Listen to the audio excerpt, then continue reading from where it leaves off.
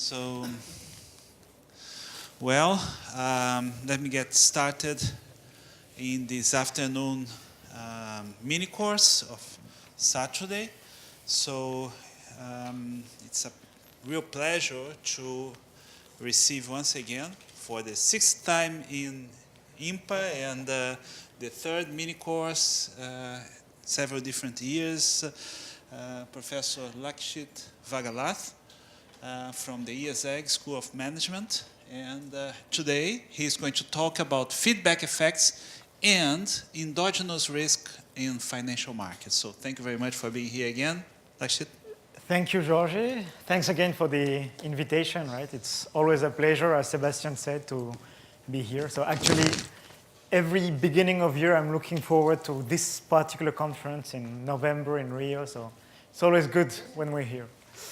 So as Georges said, I'm going to give a mini course on feedback effects and endogenous risk in financial markets. So that's based on joint work with Jan Brouwezek, who's a colleague at my university, Quant, with whom I did my PhD a few years ago, and with whom I started this topic of feedback in financial markets, and with Georges Zubelli. So with Georges, we started last year to work on endogenous risk in financial markets. He invited me at IMPA last year. So now I really feel like a local because I spent a few months here. And so that's going to be more the end of the course that I'm giving. So before going to the modeling points, I'm going to give a bit of introduction and motivation, and then a lot of empirical evidence of what I want to model in this course. So I really want to give a lot of evidence and motivation before starting the modeling process, right? So what's the motivation of the work that we did with my co-authors all over those last years? The first thing that we had in mind when we started this work was to say that was the statement that when you look at financial markets today, they are heavily influenced by large traders. So large traders that can come from banks, mutual funds, pension funds, insurance companies. That's typically the case in the US, for example, but I guess in all countries and, for example, here also. But if you look, for example, at the US, and I have the figures for the US, you see that in the US, 17.4% of all financial assets, they are held by what we call those institutional investors. And when you look at equities, so stocks, you see that it's even bigger. 70% of equities or of stocks are held by those institutional investors. So it's more than 12,000, so more than $12.5 trillion. And so when you look at those big investors, right, you see that they have some common patterns when they invest. And the thing is that very often those big institutions, they're constrained by some liquidity rules and by capital constraints, et cetera, et cetera. So they have some, they have some incentives to use some certain kinds of assets. So for example, large institutional investors in the US, so typically mutual funds, pension funds, or insurance companies, they like to trade in liquid securities. So that can be exchange-traded funds or stocks which are traded in large exchanges, right? And they build strategies. So for example, via ETFs representing a sector, a geographical zone, or an asset class, okay? And the thing is that when they build those portfolios, they do that in a very dynamic manner. So it means that they're not going to just build a portfolio and stand like that and do nothing. They're going to trade actively. And we see every day the activity of traders and those large traders. And actually, when you look at, when we refer to the talk of Sebastian this morning, all those optimal execution that are implemented by those traders, very often the orders come from those guys, right? They come from big mutual funds or big insurance companies who suddenly decides to sell an ETF on the US and buy an ETF on South America. So they're going to go through an algorithmic trader to do that, right? So they are actually the origin of those big orders that are then split and optimized, et cetera, right? But now, if you think about financial modeling in general, and especially for those of you who teach that, when we teach financial modeling or when you are being taught financial modeling, the models that you are using are what I would call exogenous models. So it means that most reference models that you use, typically the Black-Scholes model, which is the most referenced, the most basic model that we use in financial modeling. In those models, the price is given exogenously. So it means that you observe a price in the market, which evolves according to a certain law. So Black-Scholes is Brownian motion. You have Heston, which is more complicated with a stochastic volatility. You have double Heston or Wishart processes for those who do some stochastic correlations. But the thing is that the price that you observe is something which is given, right? And whatever you do in the market, the price is not going to move. And so, for example, if you take the example of the Black-Scholes model, in the Black-Scholes model, you have a price, which is the exponential of a Brownian motion, right? But whatever you do in the market, and for example, whatever you do to hedge your positions, you're not going to impact the price. So, for example, a bank following a Black-Scholes strategy is going to, for example, sell a call option, buy stocks, delta units of stocks to hedge, but the model itself is not going to take into account the fact that if this delta hedging is big, the price of the underlying stock is going to move while you're doing this hedge. Right? So actually, all those models, they are quite relevant as long as you are small. When you're small, you're not going to make prices move in a systematic manner. Right? But what we see is that in the presence of those institutional investors who are very big and who have some very specific constraints that obliges them to trade in a specific manner, well, this assumption of no impact of trading is no longer relevant. Right? When a big bank is reallocating some positions, of course it's going to impact the price because it's not small amounts that are sold or bought. It's very large amounts, and large amounts compared to the liquidity or the average daily volume of the asset price, of the asset. So the presence of those institutional investors has a consequence in terms of financial modeling. You cannot just assume that prices evolve exogenously as is done by traditional models. Actually, in the previous talk by Sebastian, we saw some models where you took into account your own trading or the trading by the whole market. Right? So actually, what I'm going to do in this course is go further into that direction and present a model which takes that into account. So what's the goal of this mini course? The goal of this mini course is first giving some intuition about what I'm talking about. So what are those effects that I'm talking about, which shows clearly that big traders influence prices in a systematic manner. And so that shows that you cannot just assume that prices are given exogenously. You have to take into account the supply and demand by big traders, right? So that's the first point that I want to achieve, really give some very various examples, and you see that it's going to be very diverse.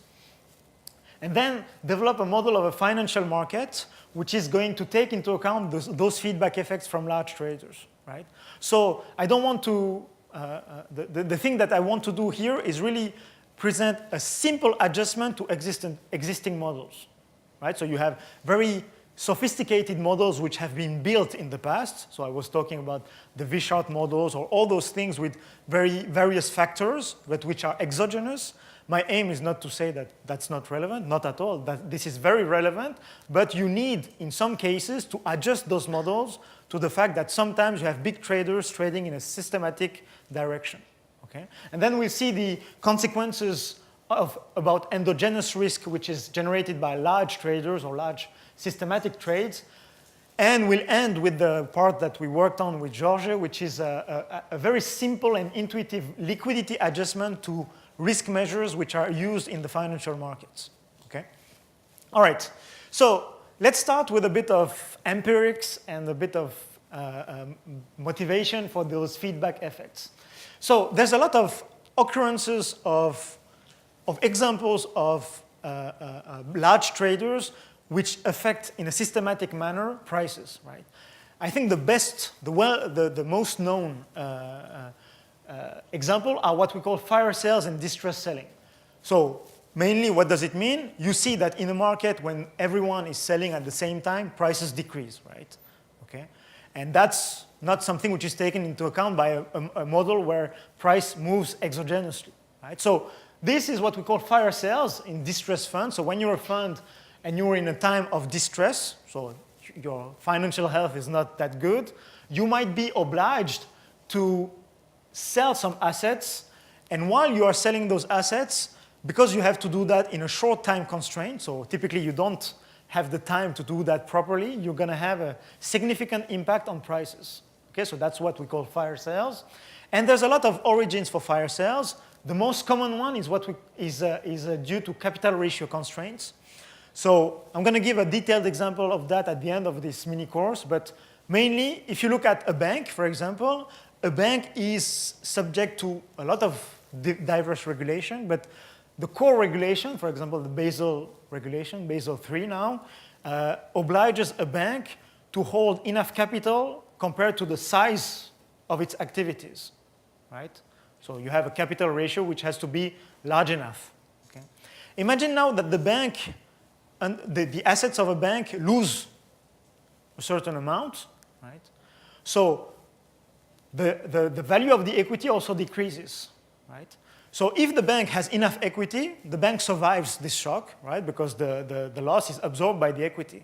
But when you recalculate the capital ratio of the capital ratio may be lower than the minimum value which is imposed by the regulator. Right? And then the bank has to react, right? Because the regulator says that you have to have a capital ratio, for example, for the leverage, it has to be at least 3%. If you're below after a shock, like 2%, you have to react. Okay? And if your capital ratio is too low, what can you do? Either you raise capital or you sell assets. Okay?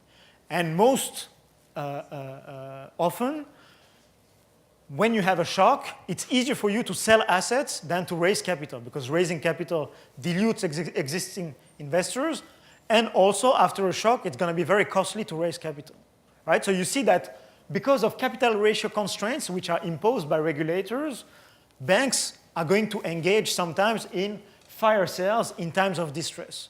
But there's a lot of other origins for fire sales in financial markets. You have investors redeeming their positions, which generate fire sales, right? So for example, if you look at people like Antonio who work in funds, if the investors redeem their positions and they say, okay, my position is worth 10 million, give me my 10 million in cash. If you don't have, as a fund manager, the 10 million in your pocket, which is most likely the case, what are you going to do? You're going to sell some assets and give the 10 million, right? And by doing that, you might make the prices of the asset decrease, and so you might actually make a loss, generate a loss for your fund. Okay? Rule-based strategies are also a source of fire sales. I'm not insisting too much here because I'm going to talk in detail about that. Or sales of assets which are held as collateral by creditors of distressed funds. That's also an origin for fire sales. So typically, for example, if I'm in an OTC market, I'm trading with one of you, we're doing a trade and you're posting collateral to mitigate the counterparty risk. If you go bankrupt, I'm going to end up with your collateral. But I don't really care about your collateral. What am I going to do? I'm just going to sell your collateral and get the cash, and then do the contract again with someone else. But while I'm selling, I'm going to make prices decrease and potentially hurt me if I have the same assets. Okay? So you see that there's a lot of origins for fire sales. But the thing which is interesting is that when you look at fire sales episodes, they all have some common patterns, right? And what are those common patterns? Well, first, fire sales are triggered when a fund loses enough, right? So when the fund value decreases below a certain threshold. So typically for people working in funds, your investors, if your fund just loses 1% or 2%, they're not going to come and say, okay, I want to take my money. But if your fund starts to lose 10% or 15%, at that point, they might be a bit afraid and say, okay, this manager is not that good, right? He already lost 10% and now 15%. So at one point, you're going to have kind of a stop-loss strategy in mind and say, okay, after 20% loss, I'm going to just take back my money, right? And that's very common, right? Same thing for capital ratio constraints. If a bank undergoes a loss, its capital ratio is going to decrease. But if the loss is not too big, the capital ratio is going to stay above the minimum which is put by the regulator. If the loss exceeds a certain threshold, the capital ratio may decrease below this regulatory limit. Okay? So that's one point about fire sales. One other thing is that the more the fund value decreases, the more you're selling, right? And that's, once again, to come back to the example of the fund manager. When the fund starts to lose 5%, only a few investors are going to redeem their position. But then, because they redeem their position and you sell, it's going to make the price decrease more. And then when your loss is 7% or 8%, there are even more people who are going to take their money out, et cetera, et cetera. Okay. And last thing, which is very important for us, and which is this feedback mechanism, is that because, in general, when you engage in fire sales, you are constrained by time. You don't have time to implement an optimal strategy, for example, that Sebastian exhibited in the first talk. You are going to impact prices significantly, right? And that's the feedback. That's something that you have to take into account in your modeling when you anticipate those episodes, right? So let's look, for example, at one at a few periods of fire sales. The first one that everyone knows is the period of fire sales following the collapse of Lehman Brothers. So you know that on September the 15th, 2008, you had the kind of the Armageddon of financial markets where Lehman Brothers collapsed. So Lehman Brothers was one of the biggest investment companies in the US, and it filed for Chapter 11 bankruptcy protection. It has a huge debt, bank debt, 600 billion bank debt, bond debt of 150 billion, a lot of assets, 600 billion of assets. So that was the largest bankruptcy filing in the US history. And if you look at what happened, and that's documented by empirical studies, if you look at what happened between September and December 2008, you will see what the literature calls a great deleveraging. So what's a great deleveraging? It's the fact that after this shock, all financial institutions had to sell some assets because of very diverse reasons. Some banks had to sell assets because of capital ratio constraints. Some funds had to sell assets because their investors redeemed their positions. Some hedge funds also had to sell assets because the cost of their risk increased significantly. But in fact, in aggregate, the whole market sold assets. Okay? And of course, what happened is that when you sell assets, prices decrease, right? That's something which is obvious. But something which is more interesting is when you look at the correlation between assets. When you look at the correlation between assets, and here you have a nice graph of that, you see here two graphs of moving correlations, and you see that correlations are very stable. So this is the year 2008, right? This begins in February, and this ends in December, end of November, actually. You see correlations here which are very stable and which spike here. So in orange, you have the average pairwise correlation for the Euro Stoxx 50. In blue, you have the average pairwise correlation for the S&P 500. So what's the average pairwise correlation? So in the Euro Stoxx 50, you have 50 stocks. You look at the correlation between each pair of stocks, and you make an average. So you have one number between -1 and 1. Every day, you look at this correlation for the past year. And you do that every day. So you have a moving window of 1 year, which moves every day for this year of 2008. And that's a very easy way to monitor the evolution of a quantity in financial markets, these moving averages. So first, you see that the S&P 500 average correlation is much less than the Euro Stoxx because it's much more diversified, right? Because there are 500 stocks. But you see that it's super stable here. All the year 2008, it's around 35% for the US and around 52% for Europe, right? And it's remarkably stable. And then you see that on the 15th of September, you have this market shock, which is the collapse of Lehman Brothers. And what's amazing is how quick this increases. It goes from 35% to almost 50%. So if you extend this if you extend the plot going out several months, how long does it take to come back? So it comes back in February. In February? Yes. Okay. Yeah. Cool. That's a good point. Yeah. I'm not showing that, but yeah, very good point. Yeah. I'm hiding that. Yeah. But what does that mean? It means that the market renormalizes in March, right? Yeah. Very good. Yeah. So what's remarkable is the speed and the fact that the movement of the correlations are themselves very correlated. You have parallel shifts here. Right?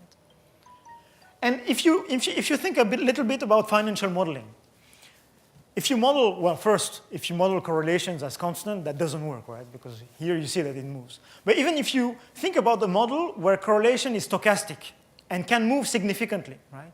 The probability that two assets like that have the same jump, well, kind of jump at the same time in those models is negligible. Right? And actually, those kinds of occurrences, they happen quite often in financial markets. So it shows that having a model where correlation moves just in an exogenous manner with a factor which is complicated is not complete, right? Because you see that every time you have something that happens in the market, correlation in practice moves, but your model is not going to take that into account.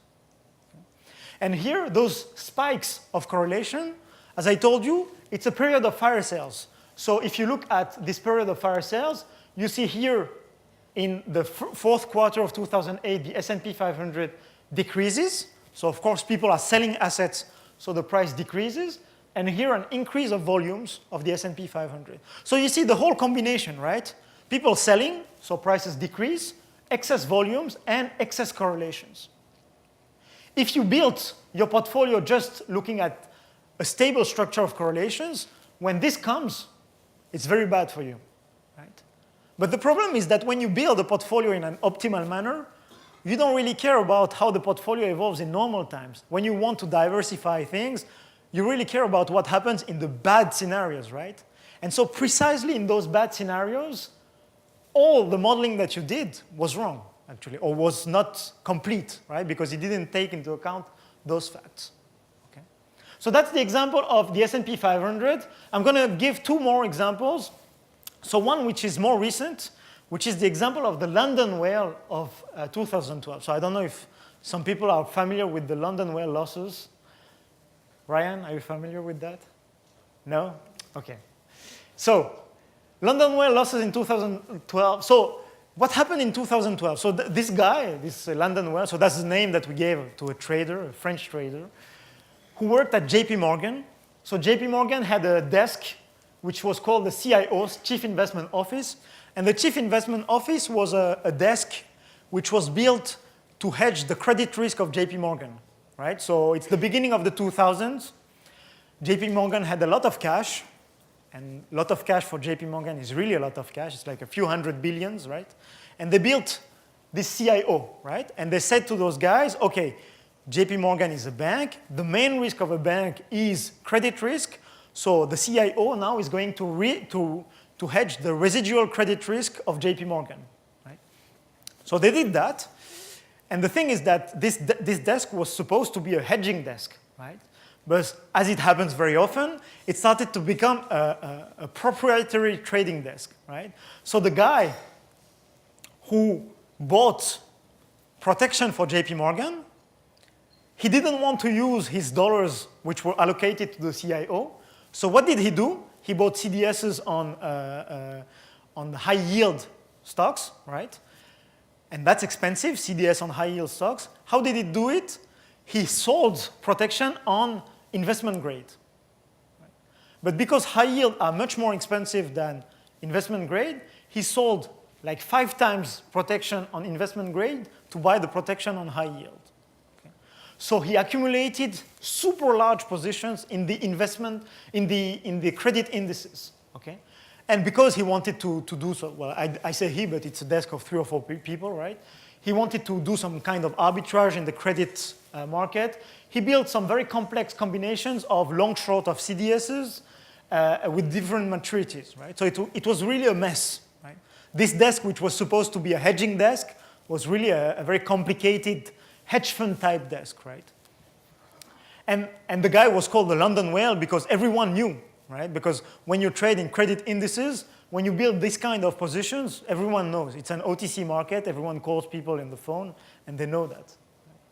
And what happened is that at one point in 2012, JP Morgan saw that this desk started to lose a lot of money, So a few tens of millions and then a few hundreds of millions. So JP Morgan management said, okay, now it's finished. You're going to liquidate your assets. Right? And what happened is that while liquidating, so it took 5 months to liquidate because it was a very big portfolio, this generated losses for 6.2 billion for JP Morgan in 2012. It was a very big loss for JP Morgan. And most of the losses, they materialized while liquidating positions on the IG9 index, which is a credit index for investment grade. So IG is investment grade, and 9 is the number of the series, so it's the components of the series, right? And if you look at how this liquidation was studied by JP Morgan, well, of course, when they decided to liquidate, they decided because they had some measures of risk in mind, and they said, okay, this risk is acceptable, right? And if you look at the risk that was calculated by JP Morgan, they estimated that the risk of the portfolio of the liquidation amounted to $500 million. And that's a number which appears in the reports of JP Morgan and the Senate report that was done also after that, right? So JP Morgan underestimated the risk by 12 times. Because they thought the loss would be 500 million. Actually, it was 6.2 billion. Okay? And what was the reason that they had this underestimation? The main reason is that they used risk measures such as the value at risk, credit spread, et cetera, which are the traditional risk measures which do not take into account the size of JP Morgan's positions. Right? That would work if you're small. But when you look at JP Morgan's London Whale position, some of the position amounted almost to 300 billion in notional. And it's like 40 times the average daily volume. And that was monitored just by a VAR. The VAR just looks at the mark-to-market variations, right? It doesn't say what's going to be my impact if I begin to sell 5% of my portfolio. Okay? And the thing is that the VAR, for example, of JP Morgan, of this desk was 500 million, and it was 12 times less than this 6.2 billion loss. Okay. Once again, one thing which is very interesting when you have this liquidation process is that not only does it generate losses in a systematic manner, but it also changes the structure of the correlations between the assets in the market, right? And one thing that I want to show you is the realized correlation between CDX IG9, the one which was liquidated, and CDX IG10, the one which was not liquidated. So CDX IG9 was held by JP Morgan and was sold. CDX IG10 is very close to CDX IG9. It's almost the same names, right? Like 80% overlap. But fortunately, or unfortunately, JP Morgan didn't hold CDX IG10. So of course, the two are very close, right? So if you look at the correlation, it's close to 1. Historically, so it's the beginning of 2010, right? Correlation close to 1. And then you have February 2012, the date where JP Morgan says to the London Whale to liquidate the orders to the London Whale to liquidate the portfolio. And you see that this correlation structure starts to collapse, right? And it's a remarkable collapse, right? It's not just a small variation of correlations. It's correlations which go from 1 to 85%, right? And so two indices which are supposed to be almost the same start to behave completely differently because not of fundamentals, it's still the same things, right? But because one guy is trading systematically in one asset and not in the other. Right? Once again, those kinds of behaviors are very difficult to reproduce in a model where you assume that correlations move in an exogenous manner. Those kinds of events occur with a super small probability. Okay? And especially if you see that once in the lifetime, you won't see that again. But here already in 5 slides, we saw 2 occurrences, right? So that's a lot to happen in an exogenous model. All right, so last example of fire sales, which is a bit more subtle, after Lehman Brothers and JP Morgan, the Quant event of August 2007. So this is less well known than the 2 previous examples. So what happened in August 2007? in August 2007, so this was the second week of August 2007, all equity market mutual funds, they experienced very weird behavior. So those funds, that's the funds that we call statistical arbitrage funds, right, in the US. They do long-short strategies of stocks, and they try to find some alphas, right? So they are neutral to the market, and usually they have very low volatility and very consistent positive returns. Not very big returns, but still consistent, and because they have very low volatility, they have a good Sharpe ratio. Okay? And surprisingly, during 1 week in August 2007, they all had super bad P&Ls, right? Minus 10% per day for 4 days, and then they all had the same rebound on the last day of the week. Okay?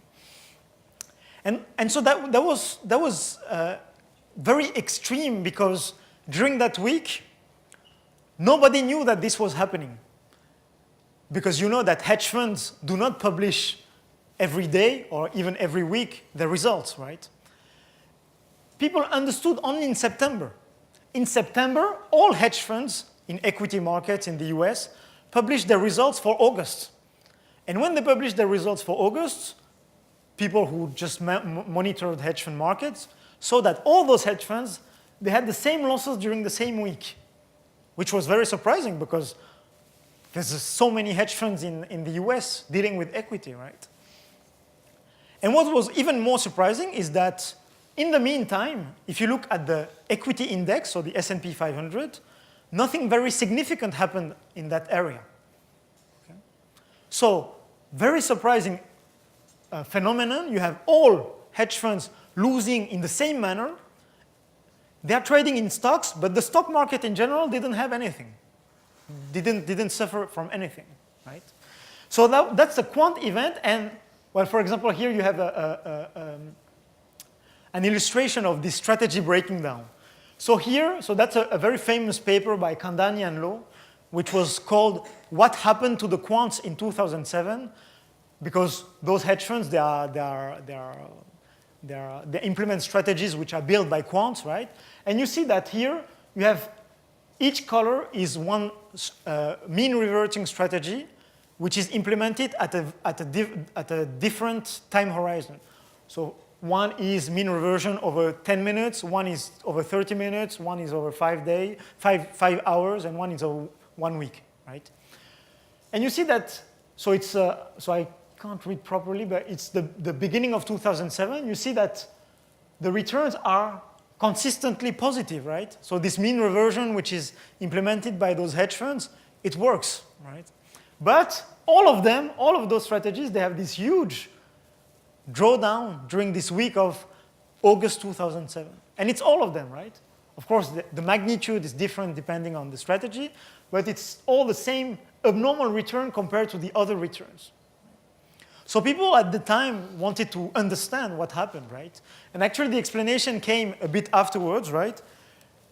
And actually what happened is that August 2007 is typically the real beginning of the subprime crisis, right? It's the moment where banks start to understand that they're going to get screwed very quickly because of the default of subprimes, right? And so Goldman Sachs started to lose money. BNP Paribas, the French bank, started to lose money.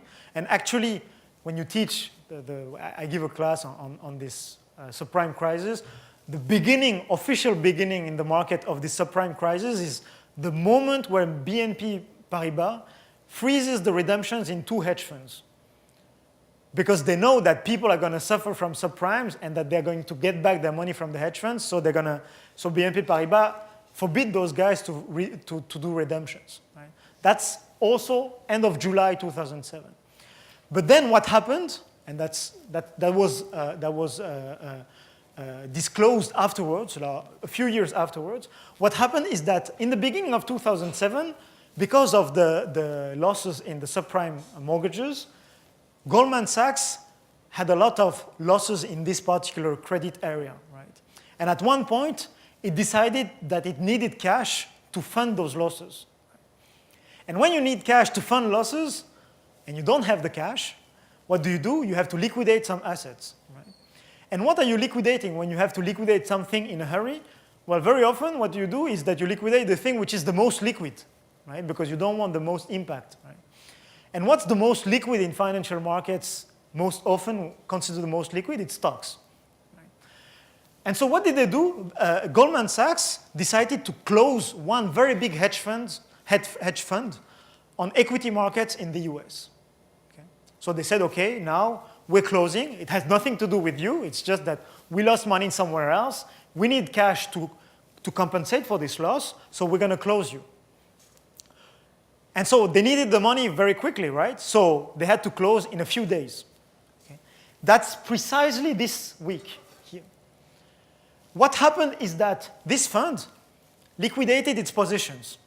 But it's a hedge fund on equity. Hedge funds on equity, they don't have just long positions. They have long and short positions. So when you liquidate a long-short position, what happens? You make the long positions decrease, but you make the short positions increase. Here, what this graph shows is that all other hedge funds, they kind of followed the same strategy. So it was really too bad for them, but they had the same long positions that Goldman Sachs. And they had the same short positions than Goldman Sachs. Not exactly the same, but kind of the same, right? And that's why they all lost the same thing, right? They have the same profile of profit and loss. But what's even more surprising is that when you look at the index is the sum of everything. But the long positions have decreased and the short positions have increased. So actually, when you do the sum, the decreases and the increases kind of compensate. And so nothing happened on the index, which was the sum of all those. And that's why no one even knew something was happening, right, at the time. Yes, Ariel?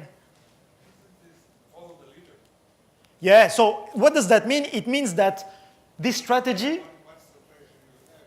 You have such a fund like Goldman Sachs liquidated. You're going to liquidate it. Yeah, so the thing, but even before, what does that tell? It tells you that when you look at the hedge fund market, there are so many, right?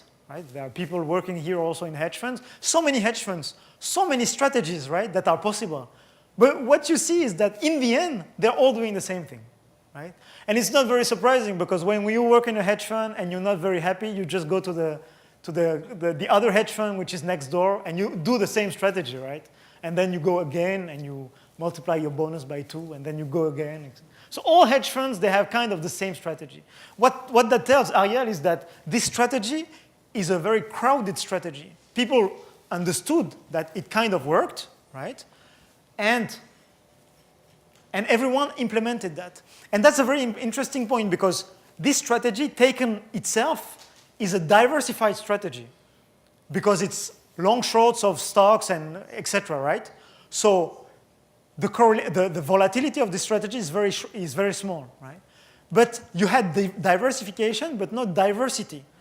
If everyone is starting to implement the same strategy, even though this strategy is a very well-built strategy, which is a diversified strategy, it's not good because you're going to be impacted by the next door guy who's going to liquidate and is going to impact you, right? So when Goldman Sachs liquidates its fund, all other funds are impacted. And some other funds had to close because of that, because it's very big losses here, right?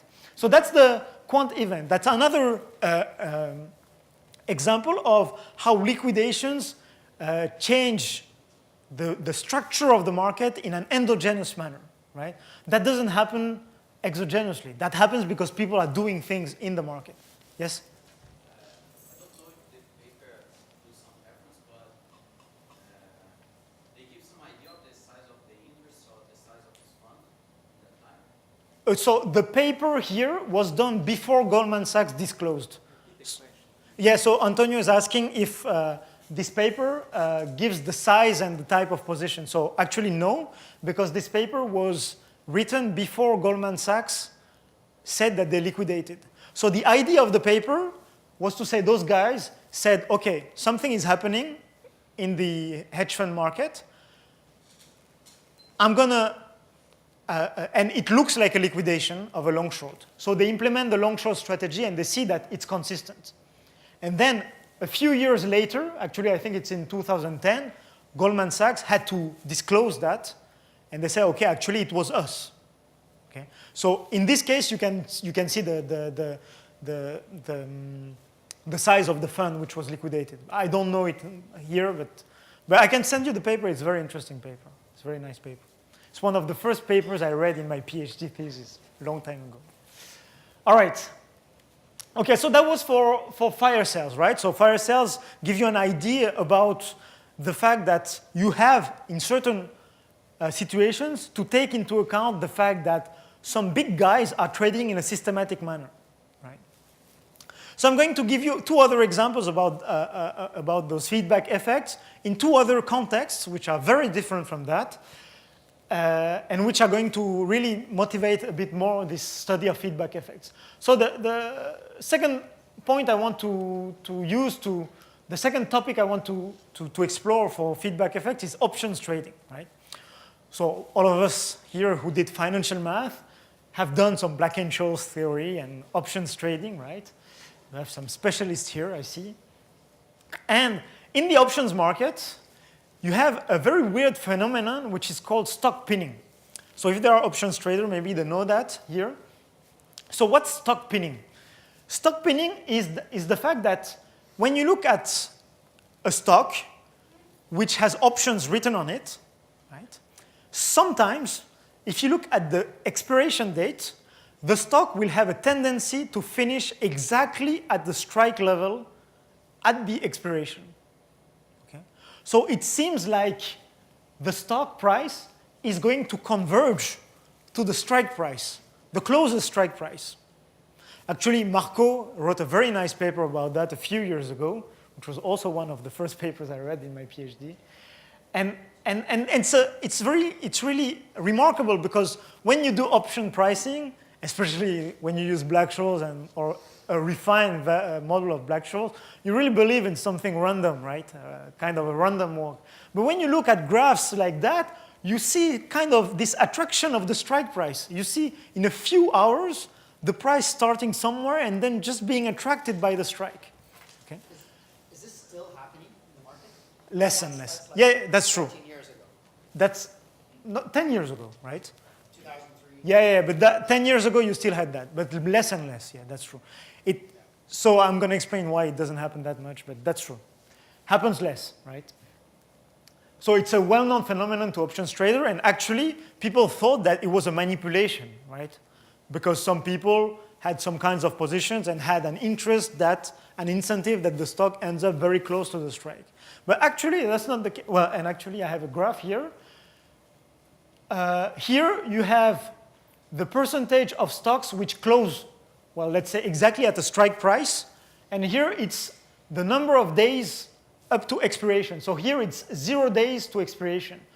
So in this bar here, you have the percentage of stocks which end up at the strike price on the expiration date.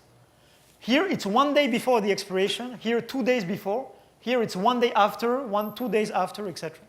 So you see that at expiration date, you have a larger probability that the stock ends up at the strike price. Okay? And once again, people thought that this was a manipulation. Yes, Mateus?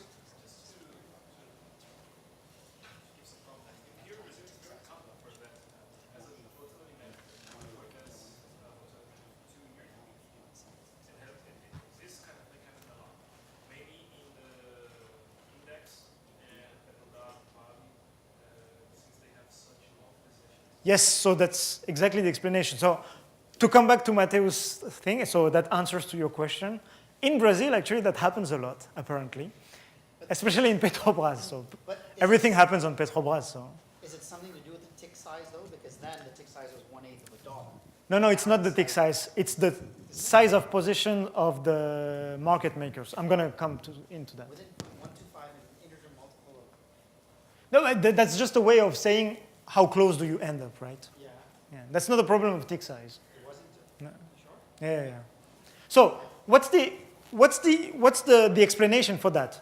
Actually, it's not it's not due to a manipulation. Actually, when you look at options traders, so exactly like Mateus said, some market makers, they have long option positions, right?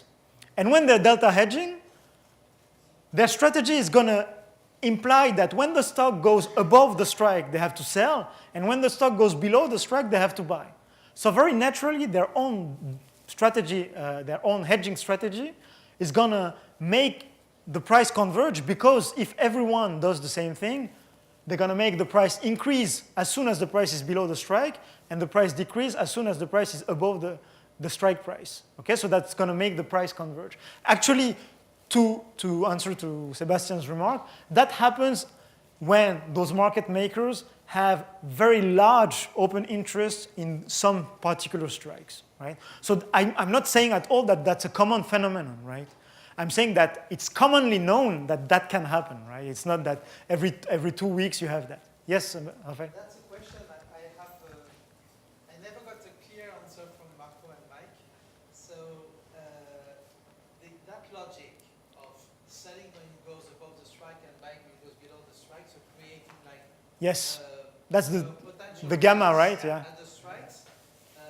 It works if you have, I mean, in options you have hedgers and buyers. Yes. People who just buy or sell the option without hedging, and those who are hedging. So typically market makers are hedgers, because the market maker sells or buys the option, immediately he puts the delta trade in, Yes. the delta hedging in position. So to get the effect you say, that means that you have more hedgers, that hedgers in average are long. Are long, options, yes. and the others are short option. Yes. That's surprising, because logically I would have really thought the opposite. Yeah, well- The people who buy options simply for the end purpose of the option would buy options in average, maybe some sell, but you have more people who buy, and then you have more people who sell options simply for For the premium. the premium. Yes. So it doesn't mean that it's common, right? Once again, what I was telling. It means that I'm not saying that in the market there are more net sellers of options than net buyers of options. Globally speaking, the open interest is balanced, because for every seller you have a buyer. Yeah, but who is hedging, right? So this happens when you have someone who is a naked seller of option, and when the buyer of the option is delta hedging, right? And that's typically the case for hedge funds, which sell in a speculative manner options and don't hedge that. They get the premium. And they do that in front of a bank who has to buy the options and delta hedge. In the case of a guy who's buying the option for a speculative purpose, right, and the market maker is selling, that doesn't happen, right? And actually, in practice, the seller of this, of the market maker who is short option and has to delta hedge is going to have exactly the opposite behavior. So he's going to try not to delta hedge as much as possible, right? Yeah.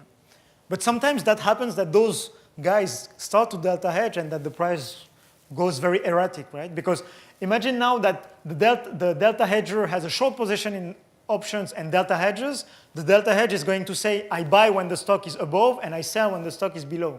So it's going to make the price diverge and not converge.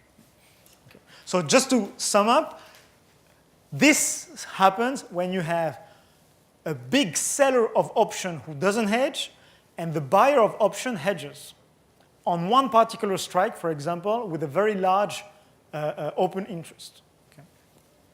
So, Sebastian, this happens even more frequently when you have less liquidity, right? So that's why in Brazilian markets, I'm not that surprised about Mateus's remark. Okay, so last example before coming to the modeling part, leverage ETF rebalancing. So what's a leverage ETF? Well, you know what an ETF is, right? An ETF, so exchange traded fund. It's an index which is it's a financial security which tracks an index, right? So for example, in the US, you cannot buy directly the S&P 500, right? You can buy futures on the S&P 500, but not the S&P 500. But you can buy a financial security, which is called the SPY, right? Which is tracking the S&P 500, okay? When you buy the SPY, it's as if you were buying a little bit of each of the 500 stocks of the S&P 500, right? And then on top of that, leverage ETFs were created a few years ago, right? And what's our leverage ETFs? Leverage ETFs are financial securities which are here to amplify the exposure of an investor to a benchmark index. So for example, if I'm looking at a leverage ETF on the S&P 500, if the leverage is 2, it means that every time the S&P 500 earns 1%, my leverage ETF has to earn 2%. Every time the S&P 500 loses 2%, I lose 4%, right? That's the contract. That's how it's written in contract. Of course, it's 2 times the S&P minus fees, right? There's always some fee somewhere, right? So historically, you have 2 types of bull leverage ETFs, so times 2 and times 3, right? And you have 3 times of bear leverage ETFs, minus 1, minus 2, and minus 3, right? So it means that in the S&P 500, or in actually now there's a lot more than for the S&P 500, but you can bet on the S&P 500 going down, right? So for example, if you buy the minus 1 leverage ETF on the S&P 500, if the S&P 500 does minus 3%, you do plus 3%, right? Minus 1 times minus 3%, right? Actually, that's a very convenient way to bet on the decrease of an asset, right? Because, It was the Nasdaq, not the S&P. what? The first one who came Yeah, it's the, was on the Nasdaq. it's the ProShares, which is somewhere here, yeah, it's the Nasdaq. Now it's more common on the S&P, but yeah. Yeah, but so just for people who are trading, when you want to short an asset, you very often have to put some collateral somewhere or some cash in your margin account. Here it's a way to do that without putting anything, right? You just buy the security and have that. Okay. So the first wave of ETFs was introduced by ProShares, so on the Nasdaq, as Raphael said. And now there's a lot of them, more than 250 leverage ETFs, tens of billions of assets.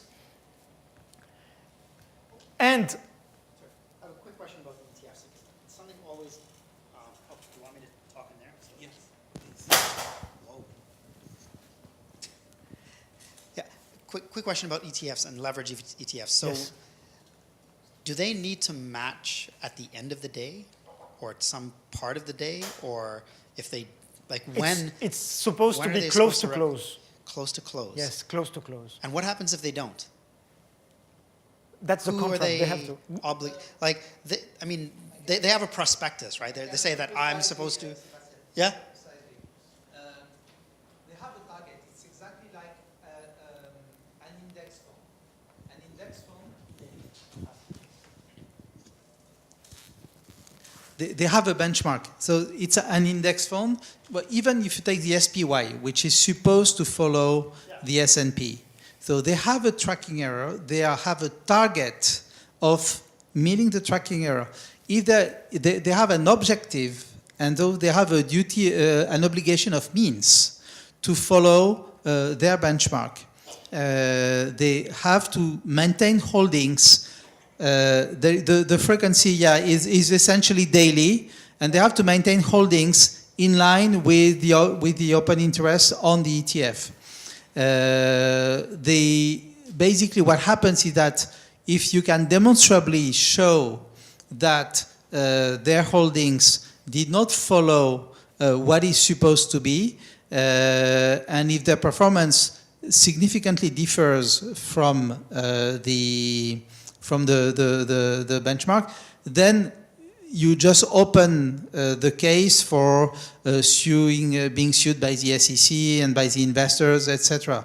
They have objectives, and if they go too far away from the objective, for the leverage ETF, it's essentially, they have the holding. They have to show that the holdings maintain the leverage, but they essentially have a benchmark in terms of performance, and they have to show that their tracking error follows up to some error. Now, there's a lot of convexity effect. There is an Ito term that comes, etc. So the performance is not just the opposite. It depends because they have to borrow, etc. So they have to demonstrate that they did everything by the book. And if they don't, it just opened the case for being sued. Yeah, that's what I mean. Yeah, just quick synopsis: they can get sued. Yeah, They don't. they can get sued, but if you don't get the three times this return, it's because there are other costs which are involved. Yeah. But there's a difference between SPY and the leverage, because SPY, if it differs too much from the S&P 500, you have a redemption possible, where you can trade your SPY against the shares, and so the difference is much less. Whereas here you don't have that. Yeah. It's not physical redemption, right? Because intraday, there are several ETFs that they don't necessarily No, match. the second Yeah. thing that happens, never forget that the price, I mean, the difference between an ETF price and the underlying is exactly the same as for a stock between the book price and the market price. No, It's a secondary market. Yeah, I'm Never not forget that this is a secondary market. And understood. So the secondary market kind of stick to the theoretical value, but you have a number of cases. Look at the GLD versus the gold, where the match. Yeah, but that's the thing. You can deviate from that. Yeah. You can have many ETFs on the same thing. Significant. And the best case is the GBTC with the Bitcoin. I mean, it can be pretty far away. It's I think it trades at almost twice the value of the Bitcoin of the underlying Bitcoin. Simply for trading. All right, so let me go on that. So just to finish on leverage ETFs. So as we were saying, it has been shown that when you hold those leverage ETFs for long holding periods, you have significant deviations from the targets. And actually, there are two origins for the tracking error. You have a compounding effect, which is well known, and actually that's the paper from Marco and Zhang that I think he presented a few years ago here. And there's a rebalancing effect. And what's interesting to us here is more the rebalancing effect. So what's the rebalancing effect? We observe that for those leverage ETFs, there is this systematic loss overnight. And actually, where does this systematic loss come from? It's from the way those ETFs, those leverage ETFs are managing their book and are producing their returns. When you're a leverage fund and you want to produce a leverage return, you have to keep a constant leverage, right? So it means that you have to have some debt and some long positions which have a certain ratio. Okay? But when you look at leverage ETF, what does that mean? When you have a leverage of 2 and the ETF, underlying ETF increased, your leverage is not 2 anymore. So you're going to have to buy after an increase of the underlying ETF, and you're going to have to sell after a decrease of the underlying ETF.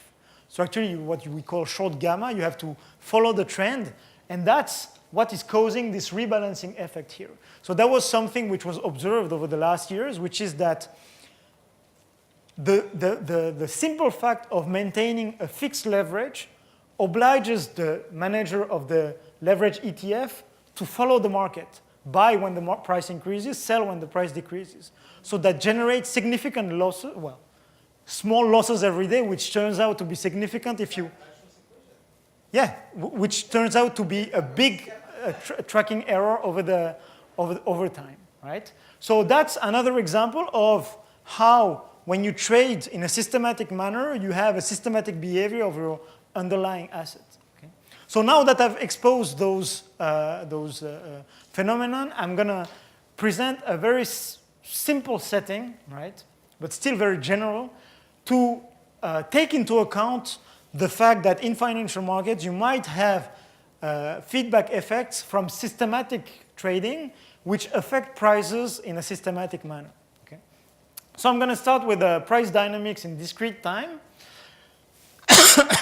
So what's the price dynamics? What's the market we're looking at? We're looking at a discrete time market, so you trade every time step delta t. So delta t is, for example, 1 day or 1 week or even 1 hour if you do that intraday, right? And you have n assets. So SK1 is the price of asset 1 at day tk, SK2, etc. And then you have each asset which moves due to what we would call here fundamentals. So what's fundamentals? It's something that has actually no meaning, right? But that's actually comes back to what Sebastian was talking about, this fundamental price, which is, let's say, the price that the asset should have if we believed in only the economic factors and nothing else, right? All the factors that should be taken into account to find the value of this asset. And so here, I'm modeling the log return, the fundamental log return as a random variable here, which is given here. So you see there's a drift and something random here. The only randomness is this variable psi k plus 1I here. So this is the log return for asset I, right? It looks like a Black-Scholes, but I didn't say that psi was normal, was a Gaussian variable, right? So actually, you can use anything. So you take as an input your favorite law for psi, and you use that, right? If you believe in Black-Scholes, you take a Gaussian one. If you believe in heavy tails, you take a student or anything like that, right? So it's not Black-Scholes. It looks like, and actually when psi is normal, it's Black-Scholes, but it's not Black-Scholes. It's very general like that, okay? So all the randomness is captured by this psi here. So psi k, psi1, psi n is a random vector, right? And I'm going to assume that it's IID, okay? With mean 0. So actually, of course, the mean here is going to be given by this drift. And covariance matrix capital sigma. Okay, so here I'm taking a constant capital matrix capital sigma, covariance matrix capital sigma. I take it constant, but you can also use your favorite type of variations of covariance matrix. It can be a V-short or a double Heston, quadruple Heston, or anything. Okay, so here for simplicity, I take sigma as constant. Okay, so in terms of modeling, what am I doing here? I'm looking at the fundamentals, which are captured by this random variable z. Okay? Sigma is the fundamental correlation structure, so it's something which reflects a fundamental structure in my market. Actually, if we think about that, intuitively, if something is fundamental and structural, it shouldn't change that much, right? So that's why here I take sigma as constant. All the results are the same if you take sigma as slowly evolving compared to the rest of the inputs of the model, right? If you think about this zk random variable, which is the log return, in terms of economic modeling, this fundamental log return, it can be considered as noise traders which are trading in an independent manner. Yes, Antonio? One question. For example, when you say like fundamentals of something, for trade market, for example, you have ideas of what is the fundamentals of the active markets, right? Yes. Like the profits, the future profits, no? So, like you could use something like the, I don't know, the covariance between the dividend yields or something like that. That's the actually, and the other excess of volatility or covariance come from the fluctuations of price or something like that. So, Or you have to just look to the price. no, so Antonio's question is how do you identify these fundamentals, right? So that's a very difficult question because if people knew fundamental prices, they would make a lot of money. Although they might not converge. But just to answer to your question, how do we... Actually, for example, if you take the price today, I don't know, in IESEG, and you take the volatility or covariance of the dividend yield from 90 to, for dividends or the company from the 90 to 2000, 10 years ahead. This is the uncertainty of the fundamentals, no? Yes. So how do you estimate that? The covariance between the fundamentals, the profits, no? So there's a lot of ways, yeah.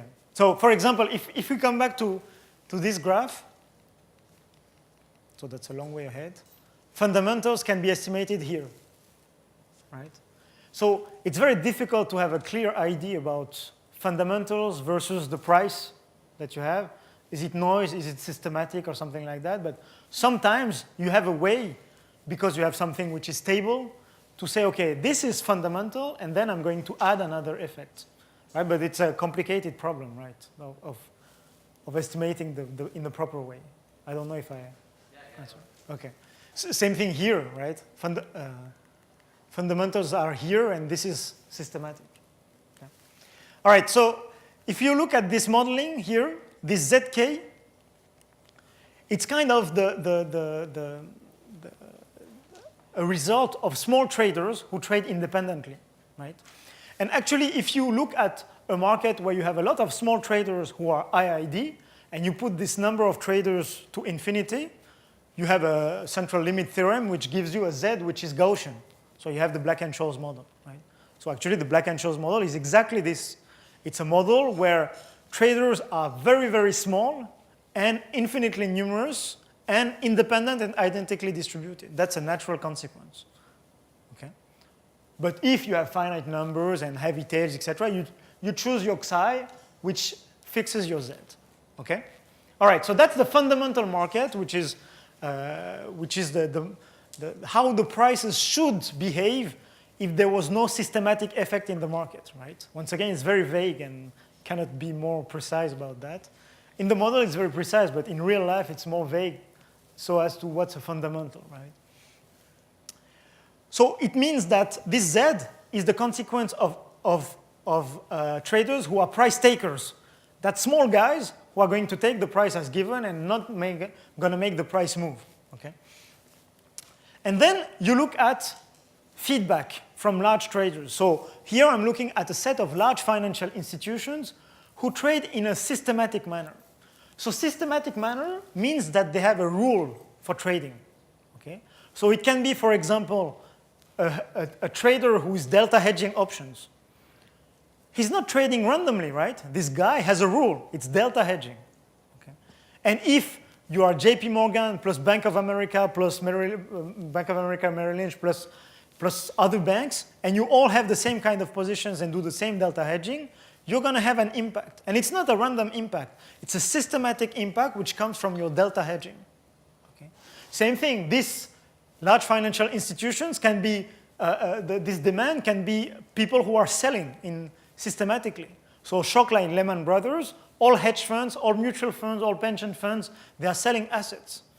It's not something random, right? It's something which is very directional. Okay?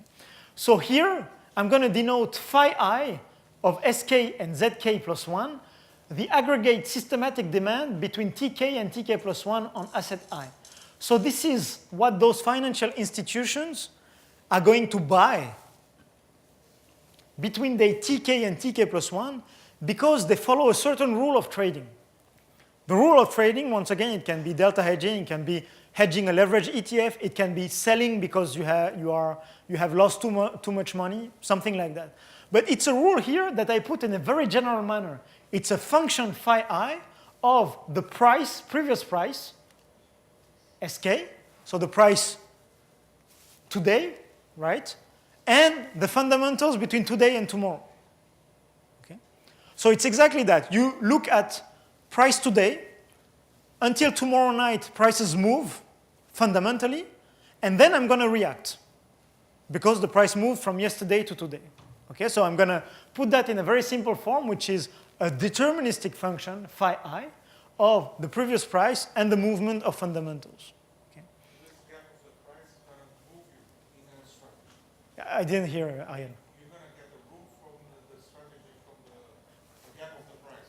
So here, it's just a deterministic function of the previous price and the return. It's like the delta hedging, right? Delta hedging, it means that you have to hold delta units, which is a deterministic function of the spot price and the other parameters which are fixed. Yeah, so it's a rule-based strategy.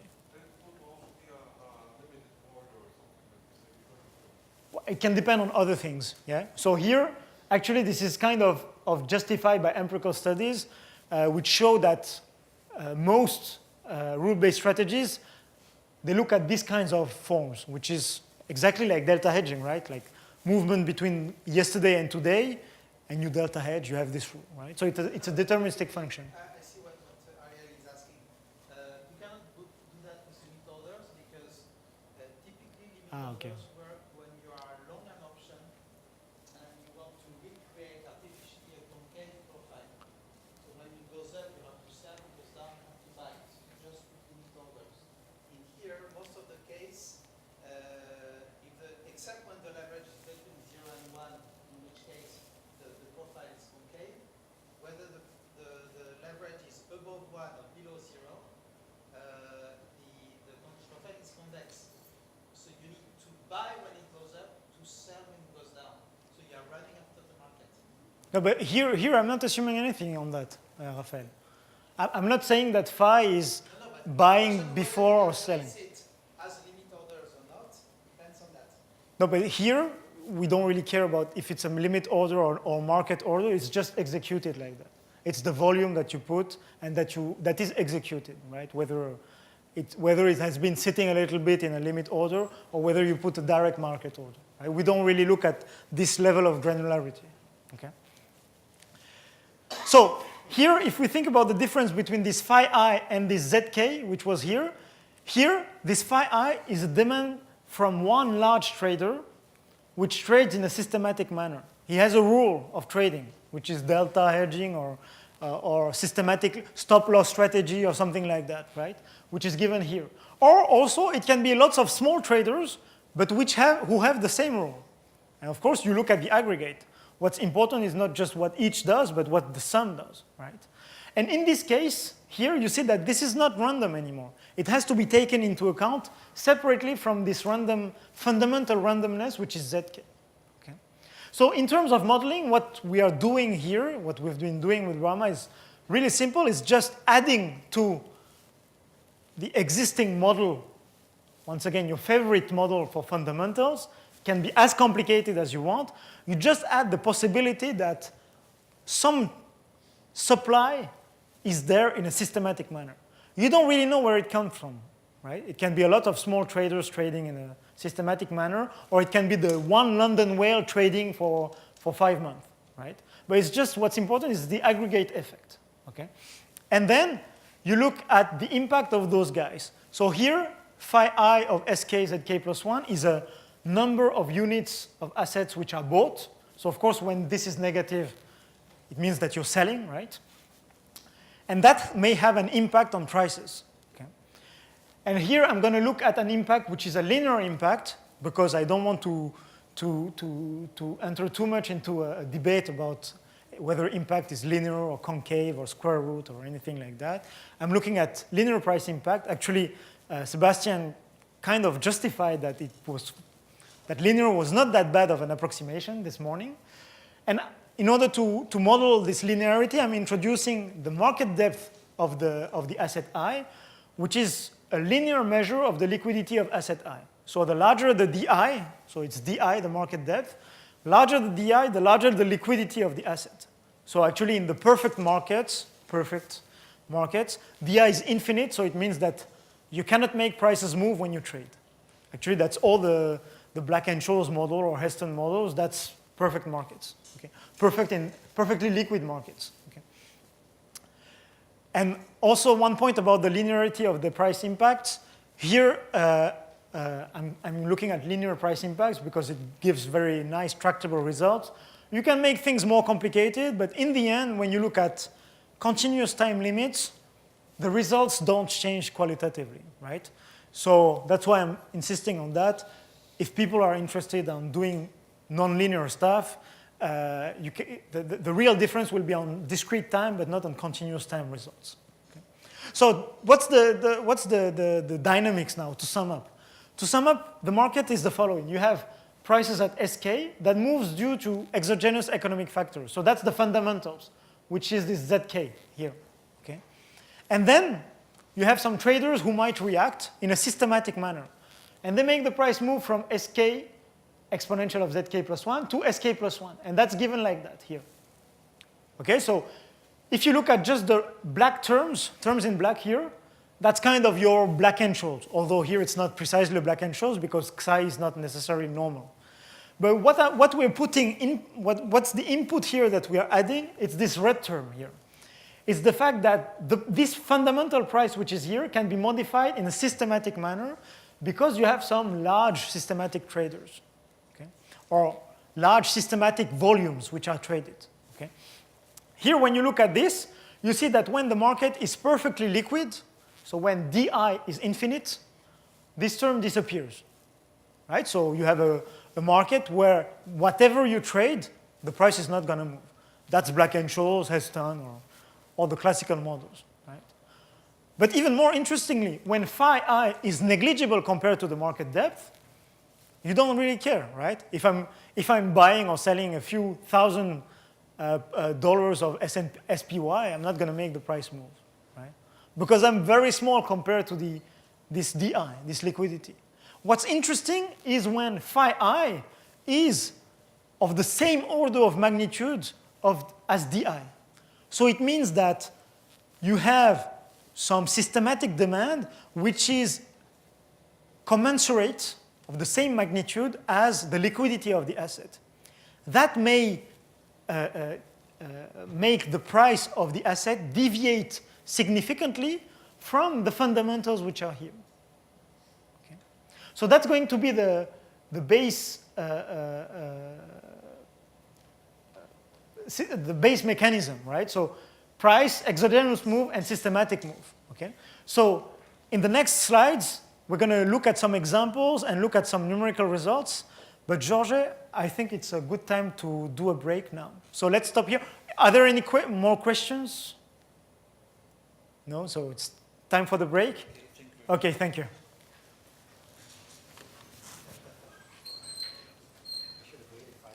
Yeah.